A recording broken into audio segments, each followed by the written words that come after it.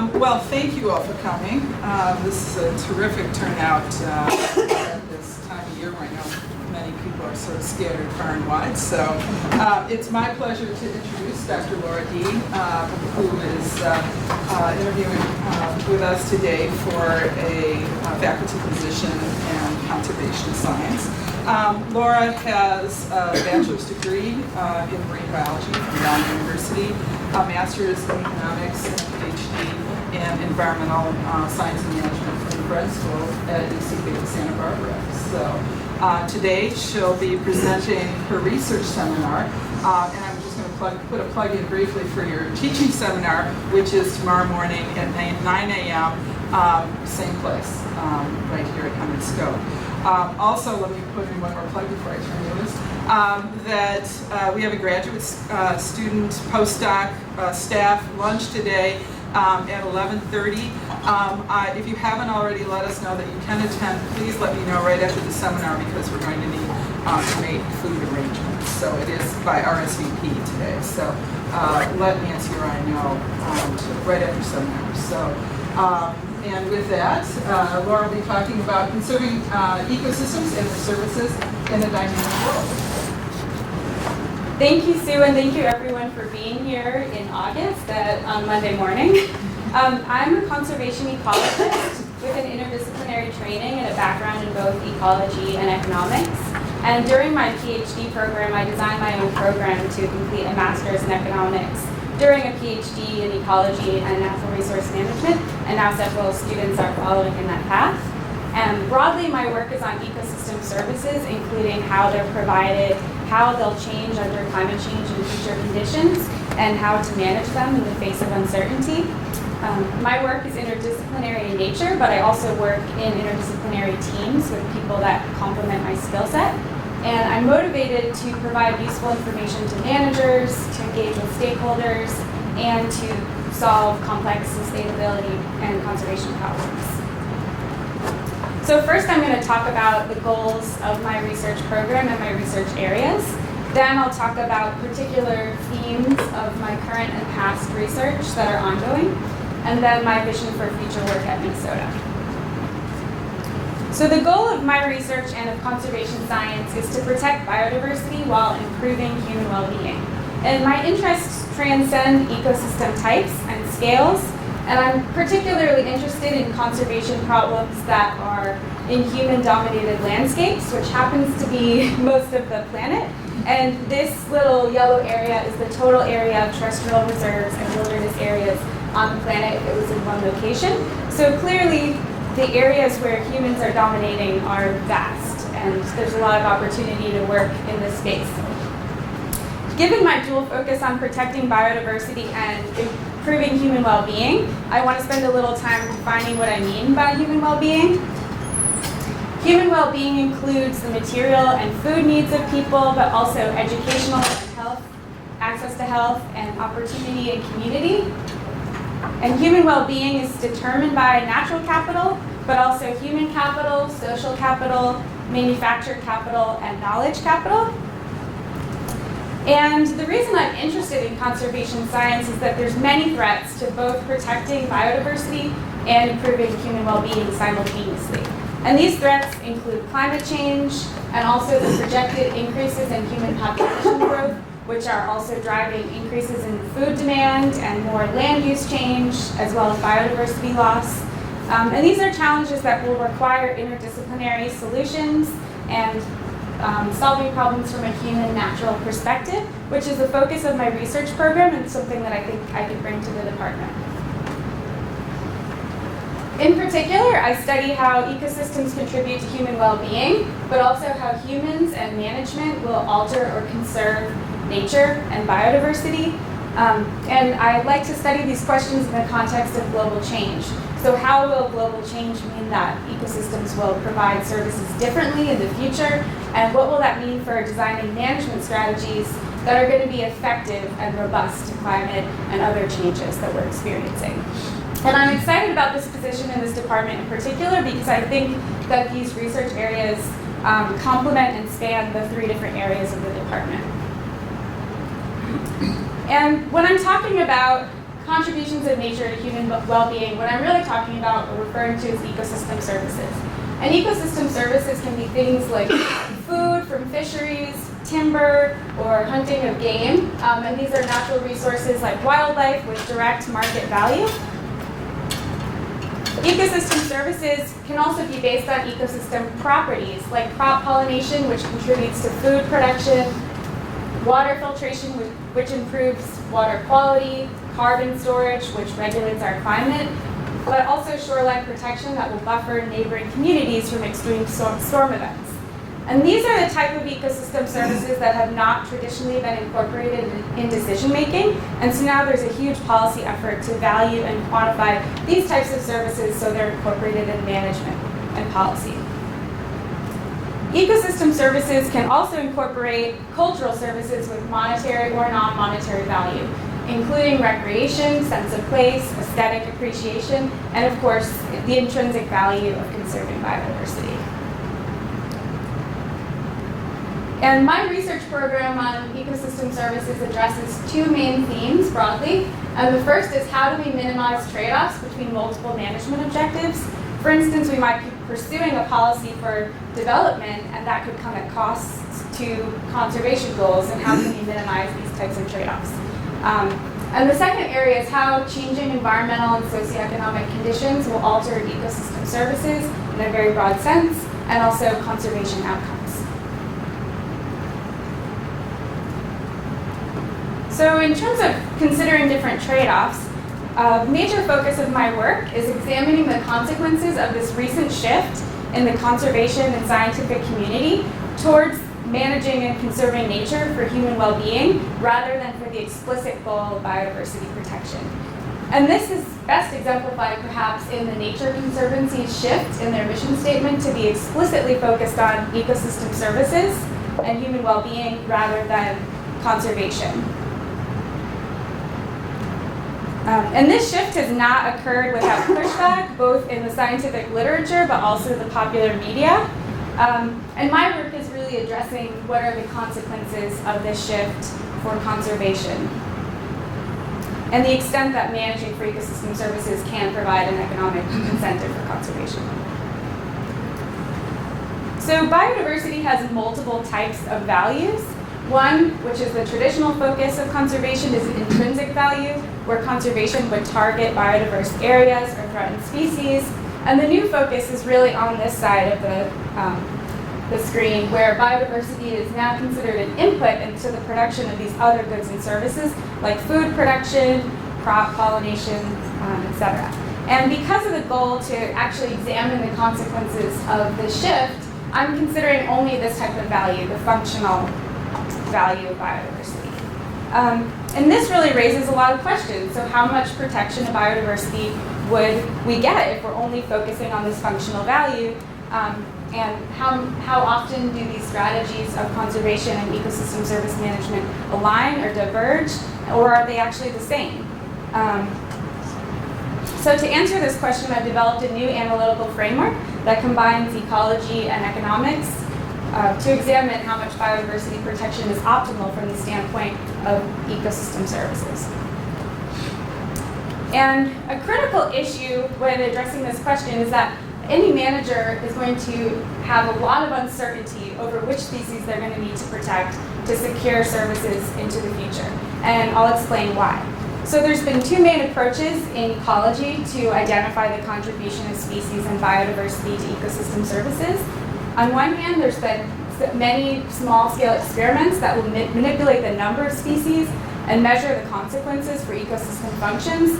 So things like biomass production or productivity, which are often several steps removed from true measures of human well-being. And these have been small scale, so we don't have a lot of insight into how much these results are really going to scale up for true ecosystem services at a landscape level.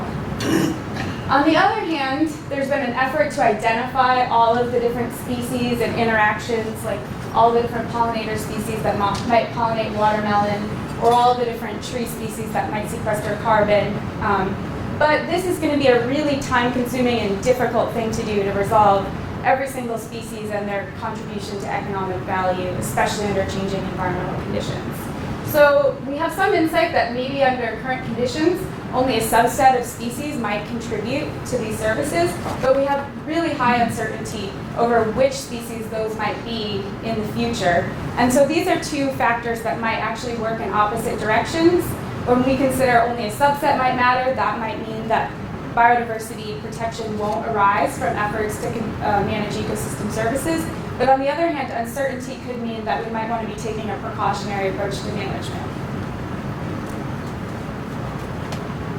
So to address this question and explicitly include uncertainty, I first modeled a scenario for how species can provide services.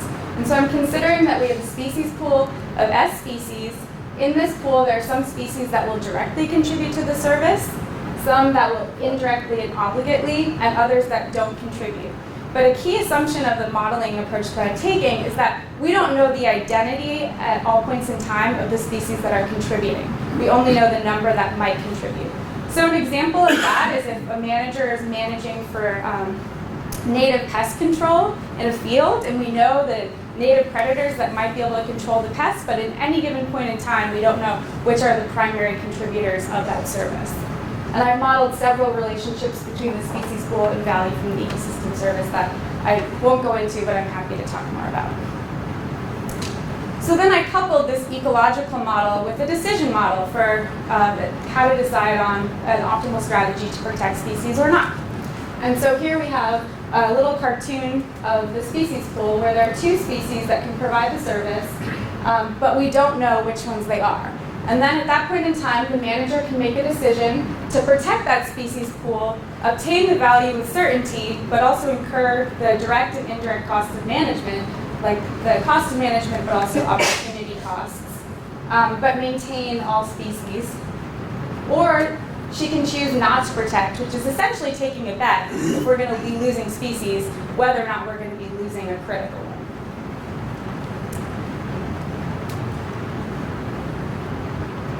So when the action is not to protect, there's two potential outcomes in the simplest case, where if you lose any of the critical species, you lose the value. And this is just for illustration. Say we lose the species, we lose the service. If we don't, we maintain the value and avoid the cost of management, but now we've modified the species pool. We have fewer species and a higher risk of losing one of the critical species in the future. So the manager needs to make a decision like this over and over again, and the sequence of actions is going to be really important because we're essentially weighing the cost of protection against the future risk of losing the ecosystem service value. And so to do this, I've used a strategy called stochastic dynamic programming, where we can find the optimal sequence of protecting or not, given the goal of optimizing ecosystem services over time.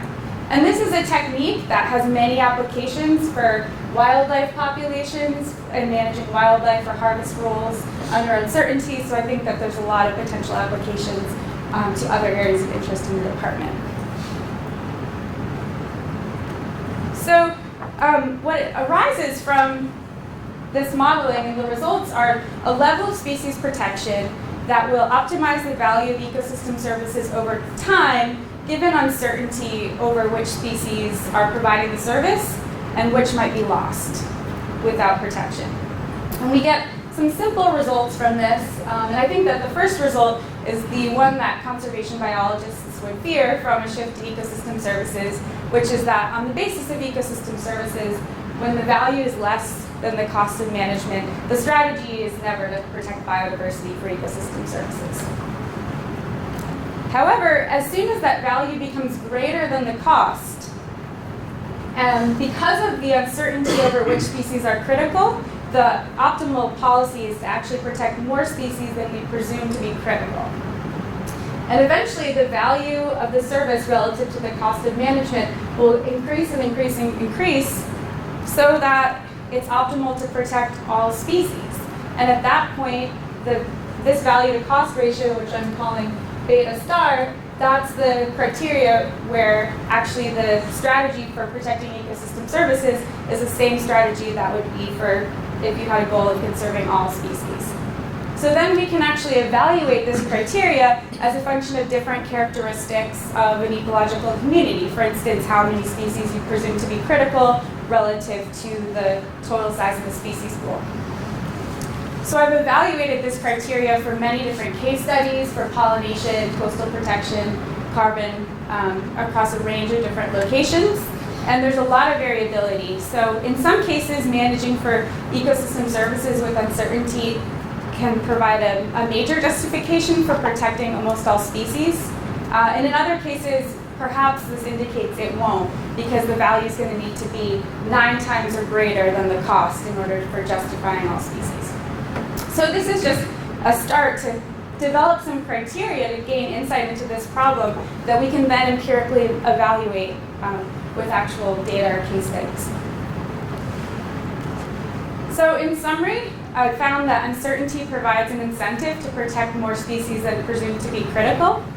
And this analysis provides this criteria to evaluate the extent that we can achieve conservation objectives through efforts to secure ecosystem services. But perhaps importantly, it also can help shed light on when other policies might be needed to get both goals. And I have several ongoing and related projects that are looking at other factors that will align conservation and ecosystem service strategies. The first is a set of projects that I'm mentoring for a student. And we're looking at the role of species interactions in driving alignment. And we find that network structure and structure of species interactions is an important factor, and it can change how much these goals will overlap. And I'm also leading a project reviewing the potential for co-benefits from management actions that would be to store carbon or water filtration, and comparing that to the outcomes that you would get or the actions you take for a threatened species goal or native species. And I'm actually finding that if you're not considering that, in many cases, the action is actually restoring native vegetation or protecting habitat, that you might underestimate alignment between these two objectives. And in the future, with some folks at Minnesota, I'm starting to address whether the species that are in most need of protection are the ones that contribute the most to services or not, by investigating the role of rare versus dominant species in contributing to services and how that depends on different environmental conditions.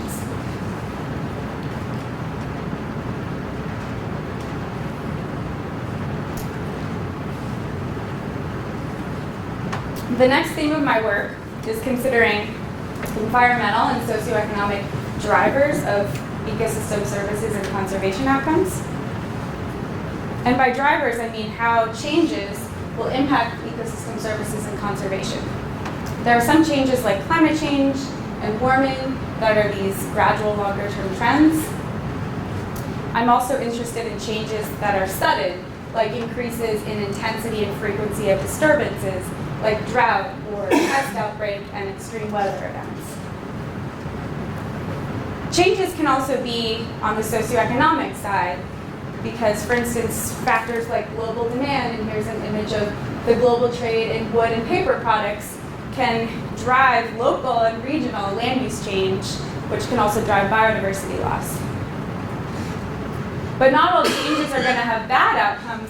For instance, changes in demand, such as that favor more sustainable outcomes in conservation, can have positive benefits for fish populations like the Marine Stewardship Council, and also regulation, like putting a price on carbon.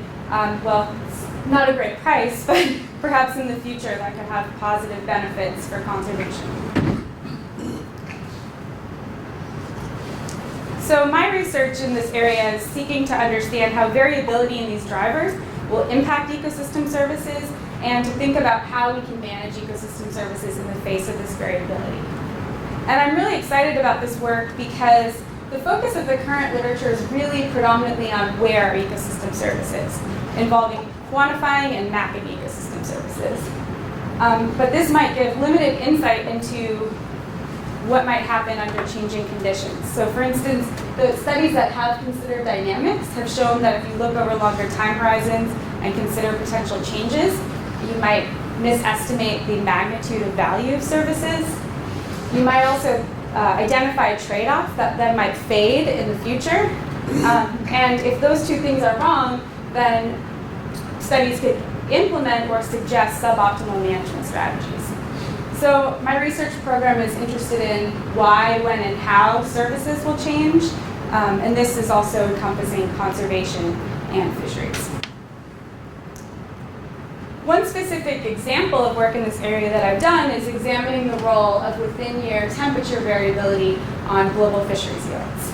And I decided to look at within-year variability because that's the type of variability that's occurring over timescales in which fish populations might not have the time to adapt or move in response to these shocks. However, given that multiple species are harvested, especially in these large ocean regions or large marine ecosystems, I also wanted to look at how harvesting a greater number of species or species with more diverse thermal responses could actually buffer that impact. So to do this, I analyzed the global fisheries data set with also integrating information on environmental drivers, fish biodiversity, and management characteristics that are known to influence fisheries yields. And I used the panel or longitudinal approach, which is common in economics, to do this from 1982 to 2006. So what we found was that within-year temperature variability negatively impacts yields, like we hypothesized, but diversity of the catch can lessen this impact, but only if you're considering diversity in the thermal characteristics of species. So diversity in things like maximum depth and habitat association, which can influence how species might respond to temperature fluctuations, but also how they might experience them. And if this type of diversity is reduced in the catch, we predict an average of a 7% loss in global yields per year. I've also started to examine the impacts of climate change and climate drivers on a broader set of ecosystem services in collaboration with a group of people at the University of Queensland and the Natural Capital Project. And this was a project led by a PhD student, Rebecca Runting, at UQ. In this, we reviewed a bunch of papers, hundreds of papers, assessing the effects of various climate drivers on a set of ecosystem services ranging from food and moderation of extreme events to tourism and aesthetic appreciation. And we found predominantly negative impacts of climate on these services, but a lot of variation depending on which climate driver, which type of service, and the location. For instance, carbon CO2 fertilization had a predominantly positive effect on carbon sequestration, which is shown in other studies on that topic. And in this figure, this is just showing the weight of evidence for the impacts in terms of the number of studies that reported negative, mixed, neutral, or positive impacts on these types of services. And I put up this list of authors here because I also want to point out that this was part of a big collaboration, and I don't think any one person on this could have done this literature review because we had experts in terrestrial systems, marine, hydrologists, and so together we were able to review this literature that's sometimes quite specialized. And also in this study, one more thing I want to point out, because I think it's a good launching point to my future work, is that we found a pretty big gap in between what these assessments said and what to actually do about them in terms of management. Especially when considering uncertainty. And I think I would personally like a big part of my research program to link these ecosystem service assessments to management actions that consider uncertainty and to evaluate management that would be robust to climate. And I've started to pursue this avenue working with people at the USGS Climate Adaptation Program and also the Forest Service here on campus. Next, I'll talk about some directions for future work and questions and areas that I'd like to pursue at Minnesota.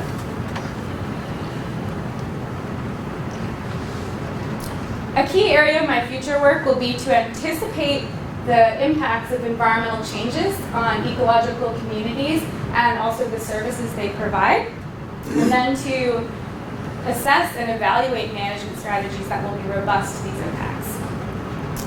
And this is a little schematic that shows some sub-areas of this particular topic that I'm interested in. One one aspect of it is thinking about how climate change will change the intensity and frequency of disturbances, including extreme events, which I'll talk about next, but also how climate will change species composition, or where species live. And I'm interested in understanding how climate will change species composition, but also the consequences for ecosystem services. And one plan for this is to analyze existing data sets to detect and attribute changes in species composition and services to climate. I started to collaborate with people at Minnesota to analyze some of the Cedar Creek experimental data to look at this question. And I also plan on considering these questions in observational data sets and drawing out approaches from econometrics that can infer causality in observational data. And I think that given the statistical strength in this department, I think there's some really good potential for collaboration on some of these questions and bringing more approaches from econometrics into ecology with these observational data sets. So next I'm going to talk about the future scenarios of disturbance and extreme events and plans for forecasting and analyzing their impacts on ecosystem services. In general, my strategy for this is to predict future risks, forecast the consequences for ecosystem services using combined ecological and bioeconomic models and decision theory, and then to analyze management actions that could minimize or reduce risk. First, I'll talk about an ongoing project that's part of my postdoc that I would like to continue and expand with people in the department, and this is how will changes in disturbance impact ecosystem services from the boreal forest. And as part of this, I'm considering the boreal forest in northern Minnesota because it's a really important case, because boreal forests, especially at the southern part of their range, are facing an increasing number of threats, including more intense and extreme fire, pressures from the mining industry in Minnesota, also the threat of new insect outbreaks, this is the emerald ash borer, and the increase in the frequency of these really extreme wind blowdown events. And these are not just casual winds, they can be over 150 miles an hour and take down huge swaths of the forest. So as part of this work, we're constructing these scenarios of future risks and mapping them. So far, I've done the first step of this to construct the scenario for the risk of wind blowdown and assess the consequences for timber. But I hope to extend this to actually consider wildlife habitat, potentially in collaboration with people in the department, but also carbon and water quality. And this is also just for northern Minnesota so far, but I'm using the forest inventory data so I can expand this analysis to a much broader area. In the future, I plan to take this approach of generating scenarios, forecasting the consequences for ecosystem services, and then using these models to evaluate management. And to make this a little more concrete, I want to give a few examples. So if we noticed in one area that increased fire had the greatest risk for water quality, recreation, and timber, that might be an area to target these really costly measures like prescribed burning and thinning. In contrast, if land use change from mining was the major threat and had huge potential costs for the benefits from forests to the state of Minnesota, we might think about prioritizing those locations for protection over other areas. And then in a more dismal look at the world, if a wind blowdown might create such a high risk of losing benefits from trees anyway, we might actually bump up the harvest rotation in that area because there's a high risk of losing benefits from timber. And this will all depend, of course, on the probabilities, costs, and benefits, but I just wanted to give a few concrete examples of how these models could be used to evaluate and prioritize different management actions. Looking forward, I plan to generate a broader framework and modeling approach that would address these questions of which disturbances will ecological communities and services be more or less resistant to, and then how to prioritize management to enhance resistance of services and conservation, but really considering a much broader set of objectives and threats. So for instance, one case study that I'm wanting to develop is thinking about conservation of threatened birds, bats, and amphibians in Australia that face increasing threats of extreme temperature. And part of this approach would be using species functional traits to predict potential responses to disturbances or environmental change, and also then to link that to their potential to contribute to ecosystem services.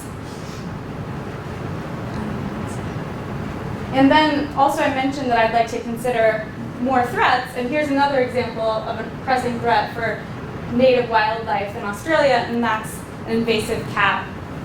And again, not a normal cute cat. Huge. So I think there's a lot of potential to expand this area, again, linking scenarios of disturbance to ecosystem services and conservation using species traits, and a lot of opportunity for student projects, because there could be this general model that students might apply to different case studies or management objectives, but there's also a lot of empirical work that would need to be done to actually understand the relationship between some of these traits and responses to disturbance, and also contribution to ecosystem services. So I could see attracting mathematically oriented students or empirically oriented students, and this could be a good fit for either of them to start working on.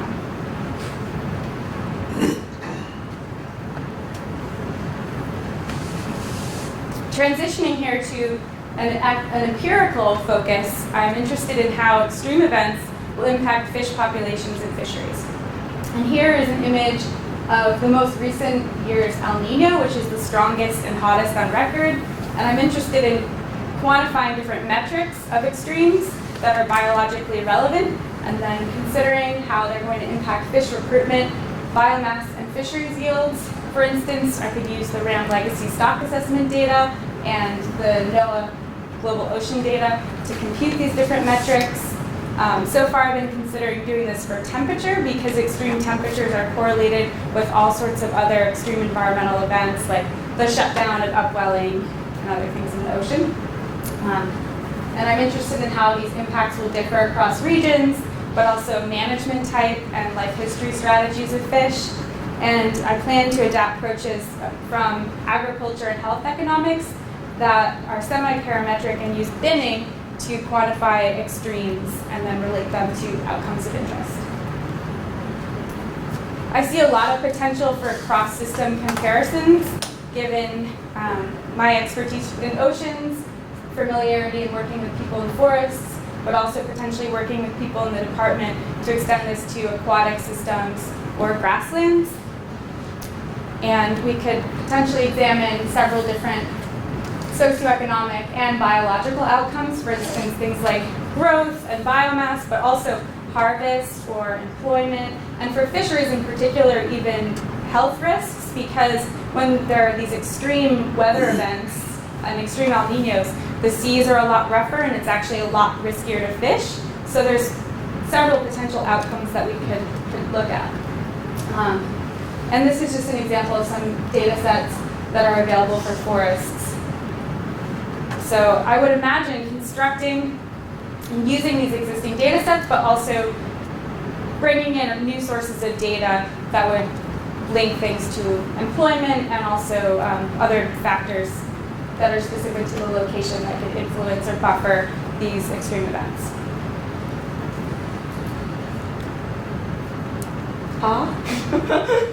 The last thing I'll mention is a project that Paul Venturelli, Kevin Letter in engineering, and Steve Miller in applied economics and I have been discussing, and that is looking at what conditions buffer or intensify the impacts of variability on fisheries yields and conservation of fish stocks.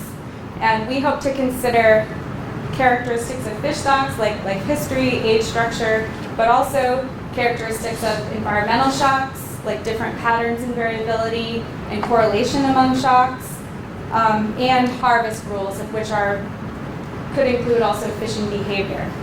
And here's an example of temperature in a lake across many different years, as indicated by the colors. And you can see that there's variability across years. There's also seasonal patterns, and there's short-term variability. And we're interested in how these sources of variability interact and how they might influence fishing behavior, and how that will jointly influence fish populations and yields and profits. And this, we started talking about it in terms of a modeling project, but I also think that there could be some empirical component to this and also student projects, and we've discussed identifying different grant opportunities, and this could be a good fit for a couple of human natural systems projects.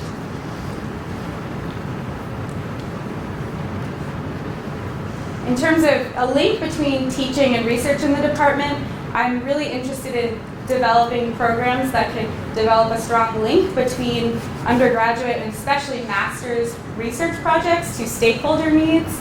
And I've done this at UC Santa Barbara at the Bren School, mentoring and proposing and getting funding for master's student projects that were then associated with an NGO that was their client for the year, and then the end product was a report and product for that particular stakeholder. And I think that this is a great path for students that are not interested in academic careers, and it can provide real skills that and potential new employment opportunities or funding opportunities, and it was very, very successful at the Bren School.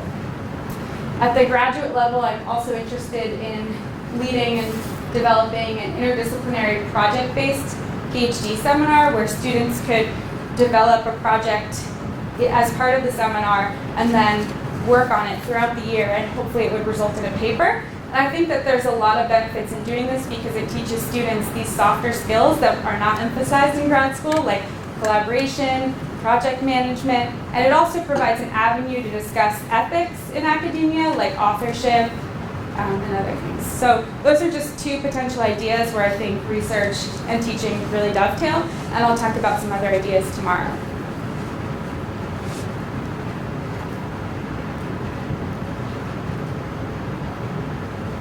So in summary, my research theme on minimizing trade-offs, I've shown you some work that develops a criteria to evaluate potential for win-wins for conservation and ecosystem services.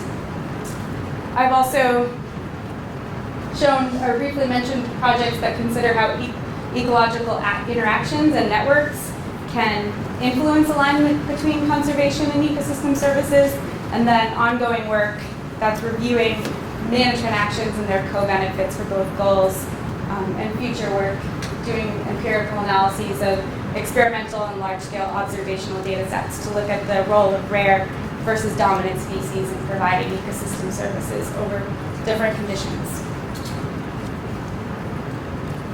For theme 2, about looking at drivers and changes of ecosystem services through time, I've done work that has identified the impact of within-year temperature variability on global fisheries yields, a synthesis of climate change impacts on ecosystem services, and also work that I have not mentioned, but that investigates the contribution of biodiversity to a variety of ecosystem services.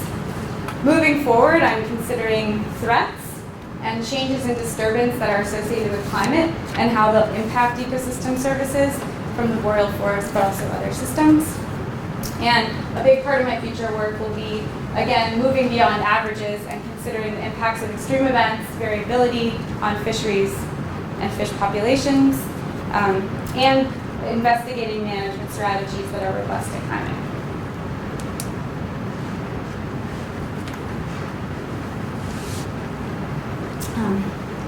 And taken together, I think that my research program contributes to the goals of improving human well-being and protecting biodiversity for future generations by quantifying the role of ecosystems in their contributions to human well-being, investigating how these benefits will change under new conditions, and also addressing different threats to these goals and identifying strategies to buffer these threats.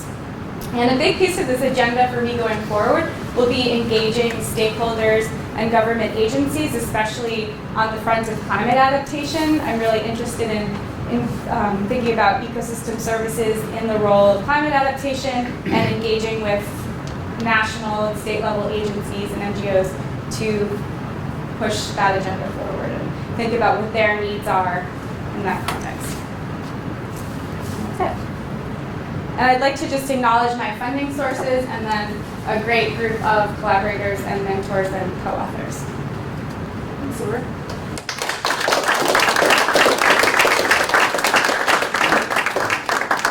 We have plenty of time for questions.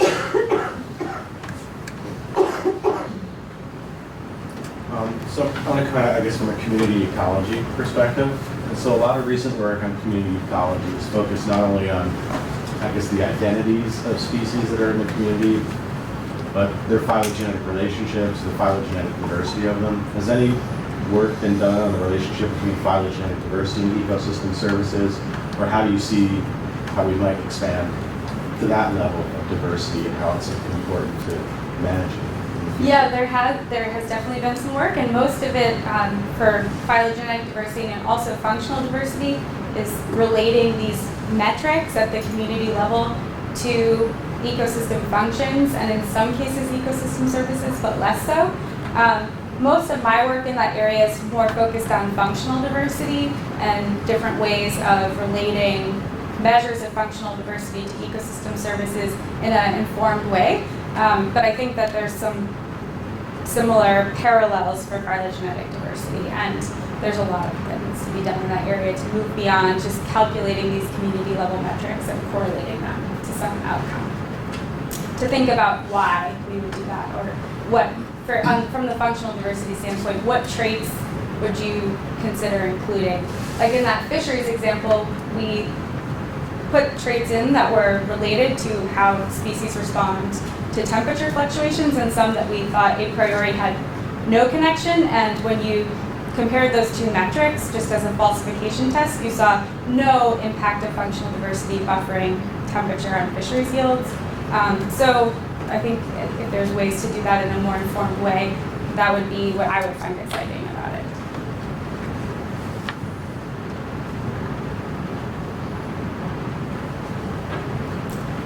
So going back to your the work you were talking about sort of prioritizing species and biodiversity based on ecosystem function. And I thought it was really interesting how the sort of cost-benefit ratio changed people's motivations to protecting wildlife. What I'm wondering about is you talked about this conserving biodiversity in the face of uncertainty, and what I've always wondered about in this context is what about sort of the process uncertainty you have there? I mean, you have species are plastic, and they can behave in funny ways that we don't even imagine. If you put new suites of species together, you add an invasive species, take out a critical species, and that kind of thought was pivotal. So how do you sort of account for that uncertainty when you're trying to make these sort of broad-scale predictions? Yeah, well, there's multiple ways. I can first say, in the approach that I did, I just considered two types of uncertainty, which is imperfect information over the identity of the species that were critical, and uncertainty in the stochastic sense of random species losses. But you could do that for other forms of uncertainty. But in terms of just more generally, I think that the approach that I've taken is scenario analysis and then Monte Carlo simulation type approaches, but you could explicitly model different scenarios of uncertainty that you're talking about, or have some kind of multi-model approach with adaptive management. So you could implement a management action, observe what's actually happening, if these species are responding, how plastic they are, and then continue to update your information. Does that answer your question? We can talk more about this later too.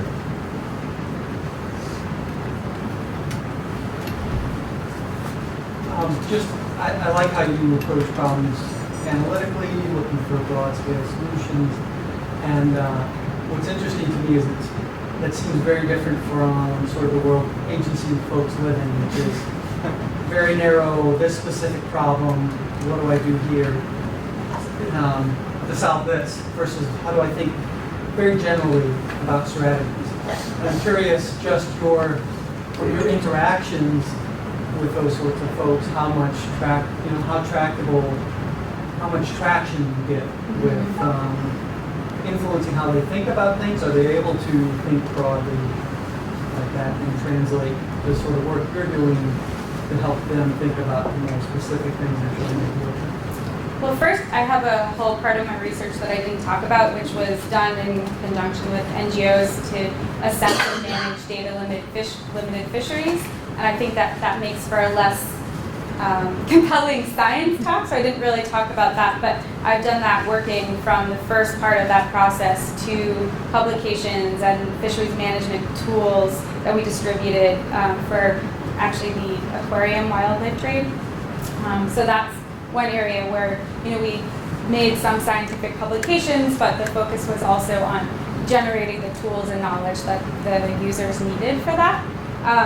For the forest work, I'm just in active conversation with people in the Forest Service Climate Adaptation Program to understand what type of information is useful to them. And for instance, they wanted this rapid assessment tool of if a disturbance happens, could we give them a quick rough estimate of what those losses might be for timber and carbon spatially. So in terms of risk, even high, low, medium, or percentages or numbers. So that seems, and that might be one potential outcome of some of this work, and maybe not what I emphasize, but I'm in those conversations to make sure that what I'm developing could be used in some way and figuring out what outcomes would actually be of interest.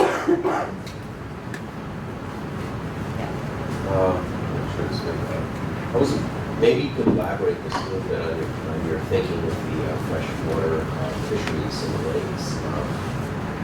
Because I personally think the effects of temperature are much easier to understand. Not that they're easy in the oceans, where it's sort of in some ways a much simpler physical system actually than in freshwater, where temperature would affect nutrient cycling, plant growth, ice-off conditions, fishing activities, because these much smaller systems are there are many indirect effects of something like temperature.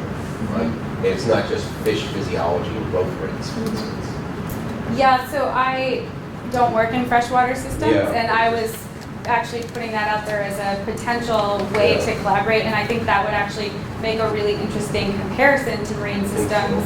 So that's more where my thinking was coming from that, without knowledge of that system. So I wouldn't collect a bunch of aquatic freshwater data sets and try to run an analysis like that without working with someone who knows those systems better.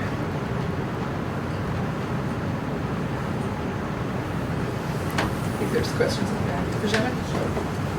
So getting back to the first question, whether it's phylogenetic diversity or functional diversity, can be so naive, but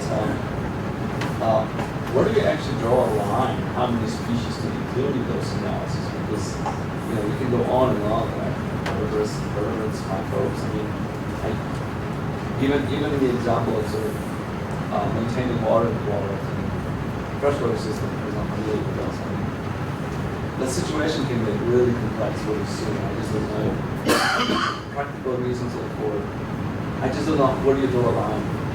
How many species to include? Yeah, I've been struggling with this. I was leading a working group that was trying to integrate ecological network theory with ecosystem services, and we've been struggling with those challenges of complexity and dimensionality versus how much you really would need to know about a system to make a management decision. And I don't have a good response right now, but hopefully by the end of that work we'll have something to share. But I think that's a really interesting point, and I think it's a problem with any sort of complex systems analysis, and it's not unique to this problem.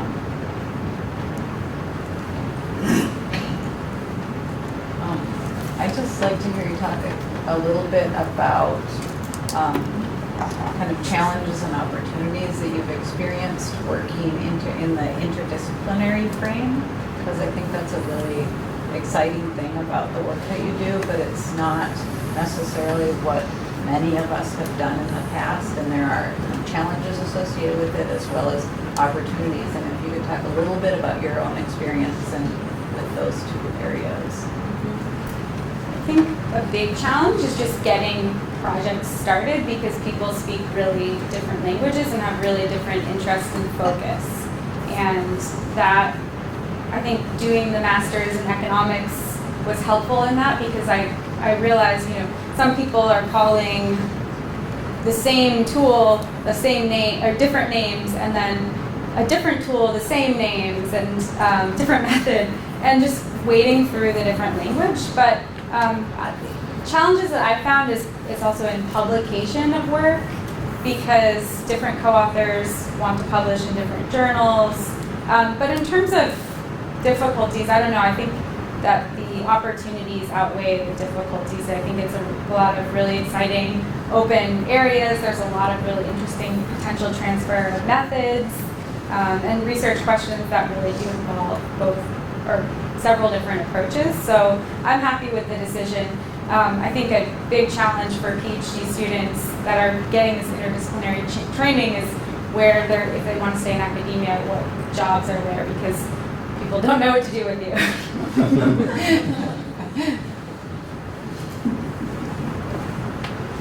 Other questions? I had one. Could you say a little bit more about, I think you had co-benefits. Could you expand on that a little bit more? Right. So in this review, I just glossed over a lot of the details of it. I'm analyzing different and reviewing different case studies of management that's been taken for regulating services, so those process-based services, and then for threatened species and native species conservation, to see how often we have evidence that there's positive outcomes if you're managing for one for the other. And co-benefits is something that, for a lot of these more broad native species goals, a lot of these ecosystem service management actions are quite coarse. So we're not saying, oh, let's highly engineer the system. We're saying, if we want to enhance pollination, let's put these hedgerows of native species along an agriculture field, and that's going to have benefits for other native species beyond the pollinators that they might be targeting. So those are the type of co-benefits, and I'm finding that for these broader native species goals, there's a lot of potential for co-benefits, and for threatened species that might require more specific management actions, like maintaining a particular fire regime or mitigating a really specific threat, there might be less alignment. Does that make sense? Yes. Any other questions? Okay, with that, thanks so much, Laura.